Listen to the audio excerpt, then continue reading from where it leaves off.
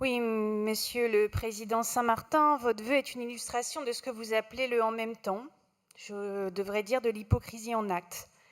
Hypocrisie quand vous écrivez que l'école doit jouer un rôle central dans la mise en œuvre du pacte républicain, alors que vous n'avez eu de cesse de démanteler le service public d'éducation à marche forcée, avec mépris pour ses personnels.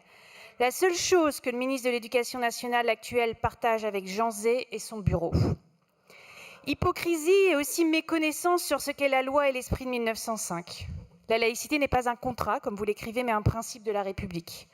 La loi de 1905 ne demande pas aux élus d'être soumis à la neutralité de conviction. J'imagine que vous devez rêver que tous les élus soient tels Clémenceau qui refuse d'assister au Te Deum de la Victoire à la cathédrale Notre-Dame, mais pas comme Valérie Pécresse qui, lors des obsèques de Johnny Hallyday, s'est saisie du goupillon pour signer. Mais vous semblez aussi oublier le discours du président de la République et chanoine de Latran au Collège des Bernardins, qui fut une véritable opération de séduction de l'Assemblée des évêques. Emmanuel Macron a déclaré vouloir réparer le lien entre l'Église et l'État, ou bien que la sève catholique devait contribuer à faire vivre la nation.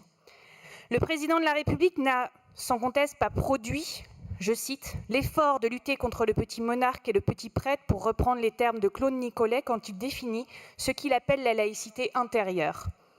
Mais de là à soumettre les élus à une neutralité, c'est un pas impensable, sauf à vouloir, par exemple, interdire la démocratie chrétienne. Votre première proposition est donc contraire à la loi de 1905. Beaucoup, par stratégie politique, jouent aujourd'hui avec la laïcité. Vous aussi, avec ce vœu, vous faites un usage particulier de la laïcité avec votre première proposition. Prendre ses distances avec la loi de 1905 était aussi l'objet initial de la Charte régionale des valeurs de la République et de la laïcité. Nous assistons à un basculement quant à la lettre de la loi de 1905 depuis plusieurs dizaines d'années. De la neutralité de l'État, nous passons d'une volonté de l'État de neutraliser certains groupes de la population.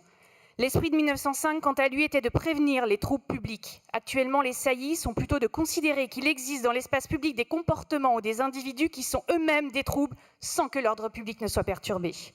Parce que nous sommes laïcs, nourris par l'idéal d'émancipation que porte ce principe républicain, nous pourrions voter votre deuxième proposition, même si un tel référent devrait s'articuler avec les équipes académiques.